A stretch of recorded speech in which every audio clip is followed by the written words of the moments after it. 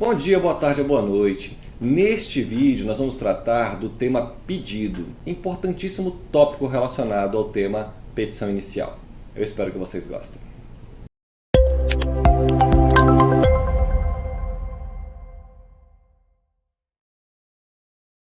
Muito que bem, meus diletos. Vamos então tratar nesse vídeo, ainda que brevemente, a respeito do tema pedido. Lembrando que esse tema pedido é tratado com bastante vagar no nosso curso completo sobre petição inicial.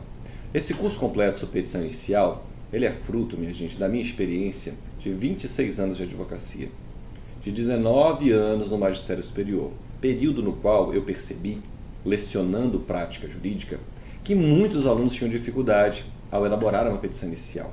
Por quê? Porque eles viam o tema em tese com uma certa antecedência, quinto, sexto período. E aí voltam a ver esse assunto na prática, eu já lecionei prática jurídica, no sétimo, oitavo período, a depender da grade curricular da faculdade. E muitas vezes tem a necessidade de rever, porque já não se lembram, né, das questões vistas em tese.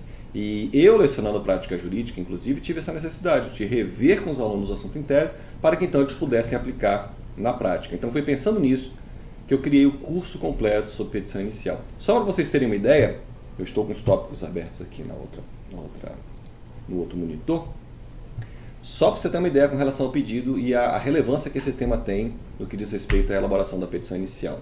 Nós temos nada mais que 6 aulas no curso completo tratando de pedido. Uma aula introdutória, onde eu falo alguns aspectos relacionados ao que vai ser tratado daqui a pouco, que é a aula 5 do curso completo sobre petição inicial, que é o pedido, introdução. Nós temos na aula 6 o pedido implícito, na aula 7 o pedido genérico, na aula 8 o pedido alternativo, na aula 9 a acumulação imprópria e na aula 10 a acumulação própria. E sempre atrelando teoria e prática, explicando do que se trata cada uma dessas modalidades de pedido e já mostrando como elaborar na prática cada um deles. Então assim, tenho certeza que vocês vão gostar do curso. E se porventura, teremos links aqui no vídeo para que você possa ter mais informações. E se porventura você não gostar do curso, né, paciência, você tem 30 dias para ter seu dinheiro de volta, sem nenhuma burocracia. Então, não há o que perder. E das pessoas que fizeram o curso, e vocês vão ver dos depoimentos, todos saíram extremamente satisfeitos. Né? Todos gostaram realmente do curso e o curso foi muito útil a todos aqueles que se propuseram a fazê-lo. Então vamos lá. Vamos aqui ver o que diz o Código de Processo Civil. Diz o artigo 319 do Código de Processo Civil, no seu inciso 4. A petição inicial indicará, inciso 4, o pedido com as suas especificações. Então lembrando que o 319, ele traz a maioria dos requisitos da petição inicial, não traz todos. Isso tudo é explicado no curso completo. Mas a maioria dos requisitos da petição inicial, sem sombra de dúvida, estão aqui no artigo 319. E o pedido, ele é extremamente importante. Por quê? Lembrem da ideia de inércia, que a gente vai já ver aqui a redação do artigo 141. O judiciário normalmente não pode atuar se ele não for provocado. Né? Eis a relação entre a jurisdição e a ação. Então, proposta uma ação, está provocada a atividade jurisdicional. Então, no processo civil, a ação é proposta através do protocolo de uma petição inicial. E o judiciário deve se manifestar nos limites daquilo que foi deduzido em juízo. Ou seja, nos limites daquilo que foi pedido, daquilo que foi pleiteado. Né? Vejamos o que diz os artigos 141 e 492 do Código de Processo Civil. O 141 muito mais a ideia de inércia, né? O juiz decidirá o mérito nos limites propostos pelas partes. Por que pelas partes? Por que não pelo autor? Porque o réu pode reconvir. Na sua contestação, o réu pode aproveitar a oportunidade de contra-atacar. Né? Breve, curso completo sobre contestação. Então, o juiz decidirá o mérito, os limites propostos pelas partes, ou seja, o que elas pediram. Normalmente quem pede é o autor. Normalmente o réu apenas opõe resistência ao acolhimento do pedido do autor, mas eventualmente o réu pode contra-atacar. E aí nós temos a reconvenção. Né? Sendo-lhe vedado conhecer de questões não suscitadas, a cujo respeito a lei exige a iniciativa da parte. Então são poucas as situações que o judiciário é autorizado a agir ex officio, ou seja, a se pronunciar sem que haja pedido. Por exemplo, ele pode pronunciar uma prescrição, ele pode pronunciar uma decadência, as questões de ordem pública, né, de um modo geral. Mas fora isso, o judiciário precisa ser provocado, para que então ele possa se manifestar. Diz o 492, e aqui a ideia de congruência. entre aquilo que foi pedido e aquilo que será decidido pelo Poder Judiciário. Vejamos a redação do 492. É vedado ao juiz, portanto é proibido, né, proferir decisão de natureza diversa da pedida, bem como condenar a parte em quantidade superior ao objeto diverso do que lhe foi demandado. A ideia de congruência, a proibição da decisão citra, extra e ultra petita. Vejamos ainda, bem, um outro ponto importante assim, de questões introdutórias relacionadas a pedido diz respeito à divisão do pedido em pedido imediato e pedido mediato. Isso no curso completo, inclusive, é apontado a doutrina, para vocês entenderem bem essa questão. Mas em breves palavras, o pedido imediato é aquilo que se pede imediatamente do judiciário, ou seja, o seu pronunciamento. O que vem imediatamente, quando houver uma sentença, por exemplo, é o pronunciamento do judiciário. Exemplo, uma condenação. O autor pede que o réu seja condenado a lhe pagar uma determinada quantia. Acolhido o seu pedido, o que vem imediatamente é a condenação, é o pronunciamento do Poder Judiciário. E o pedido mediato é o bem da vida. No nosso exemplo, seria o efetivo recebimento da quantia em dinheiro pelo autor. Ok?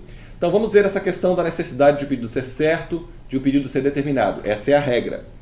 Existem exceções, mas a regra é essa. Artigo 322. O pedido deve ser certo.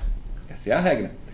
Compreende-se no principal os juros legais, a correção monetária e as verbas de sucumbência, inclusive os honorários advocatícios. Isso aqui, minha gente, a doutrina chama de pedido implícito. No nosso curso, o pedido implícito é a aula 6 do curso completo sobre petição inicial. Pedido implícito. Né?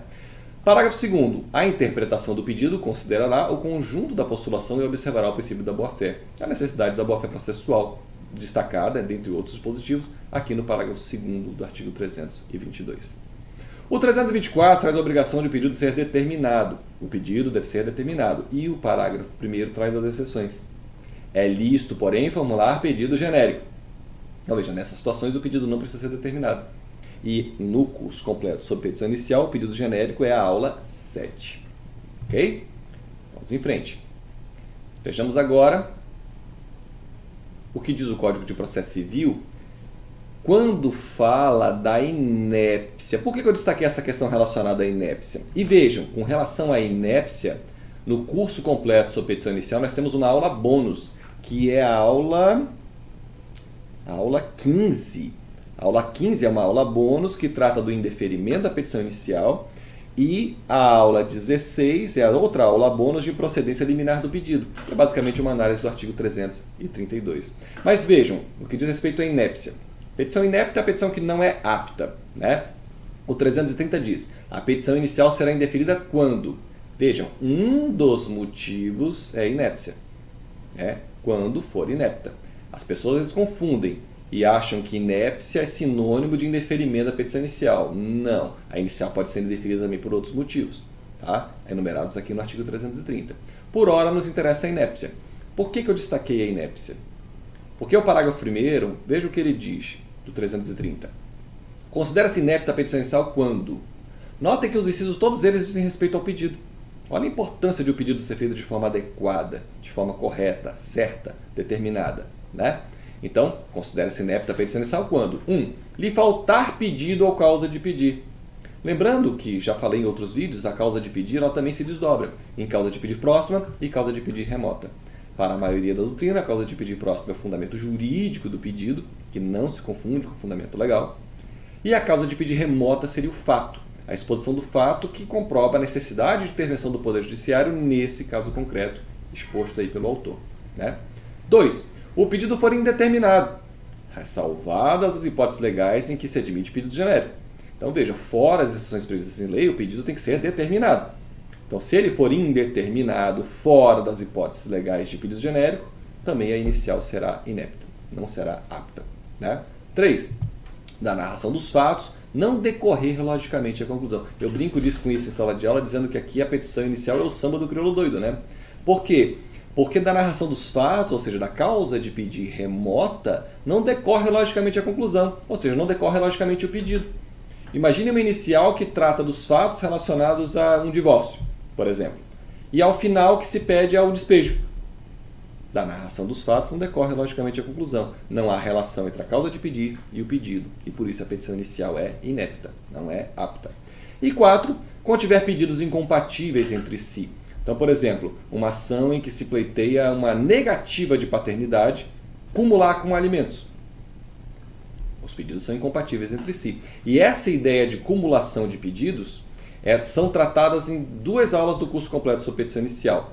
Na aula 9, nós falamos da acumulação imprópria. Essa informação vai ser útil daqui a pouco na resolução de uma questão. Na acumulação imprópria, por exemplo, o autor pode colocar alternativas, né? E o juiz é quem vai decidir qual dos pedidos ele pode e deve acolher. Mas vai ser um ou outro. O autor não tem a intenção de que sejam acolhidos os dois. Essa é a acumulação imprópria, né? Na acumulação própria, no nosso curso completo sobre petição inicial, acumulação própria é a aula 10, acumulação própria, aí é diferente. Por quê?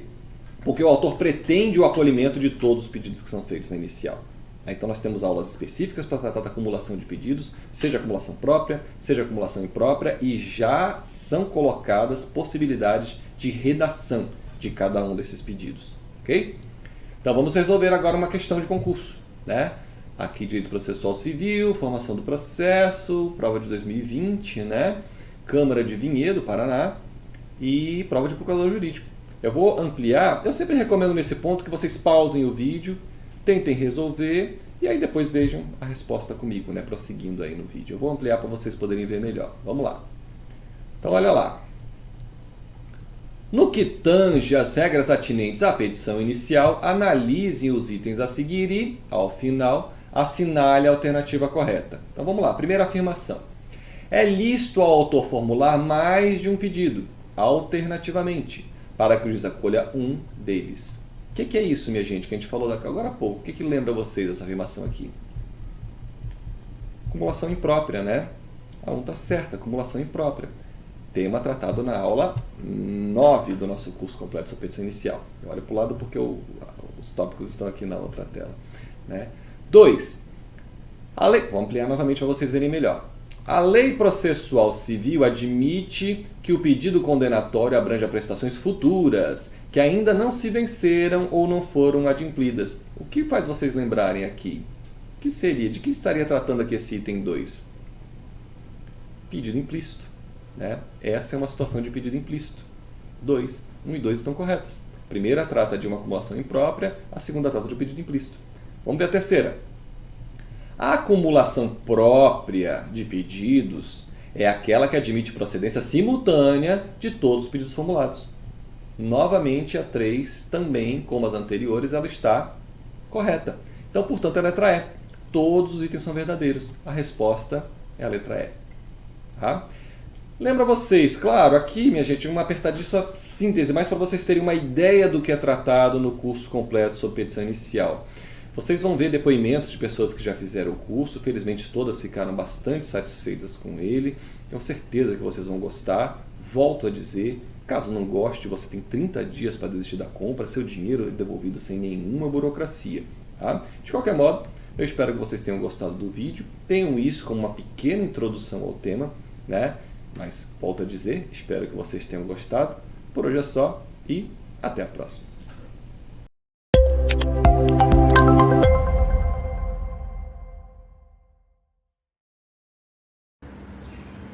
Eu agradeço ao professor Fábio por ter montado esse curso de petição inicial, que eu observei que ele detalha por tópicos, né? Do começo da fase de distribuição, para onde que vai, né?